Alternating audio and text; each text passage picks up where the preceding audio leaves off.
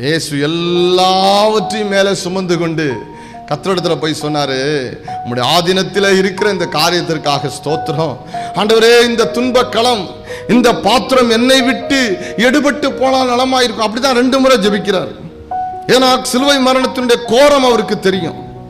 ஆனா 3ஆம் முறை ஜெபிக்கும் போது அப்படியே சப்மிட் பண்றார். ஆண்டவரே, இந்த பாத்திரம் துன்பத்தை அனுபவிச்சு தான் போகணும்னு நினைச்சா உம்முடைய சித்தத்தின்படியே யாக கடவுது. ஆண்டவரே, உம்முடைய இரக்கத்தை சார்ந்து கொள்ளுகிறேன், உம்முடைய அன்பை சார்ந்து கொள்ளுகிறேன். சுற்றிலும் இருள் என்னை கவ்வி பிடிக்கிறது, சுற்றிலும் இருக்கிற பலவீனங்கள் என்னை பிடிக்கிறது, சுற்றிலும் இருக்கக்கூடிய முழு மனுக்குலத்தின் நுகங்கள் எல்லாம் என் மேல் வந்து விழுகிறது அப்படின்னு சொல்லிட்டு அவர் சொல்ல, நான் முறிந்து போகாதபடி என்னை காத்துக்கொள்ளும்.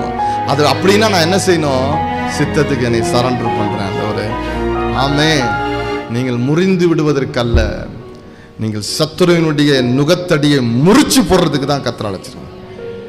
இயேசு எல்லாவற்றையும் சுமந்தாரு, மரிச்சாரு.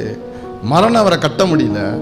மரணத்தை மிதிச்சு, பாதாளத்தை மிதித்து, இருளை மிதித்து கொண்டு தேவன் எழுந்து வெளியே வந்தார்.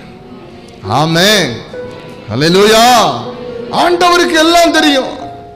ஆண்டவரும் குறைவை நிறைவாக்குவதற்கு ஆல்ரெடி திட்டமிட்டு அந்த குறைவை மாற்றுவதற்காக நிறைவாய் வந்து உங்க அருகில நிற்கிறார். ஆமென். உங்களுக்கு தெரியல, என்ன நடக்குதுன்னு புரியல. ஏன் இயேசு வரணும்? கானாவூர் கல்யாண வீட்டுக்கு இயேசு வரணும். ஏன் வரணும்?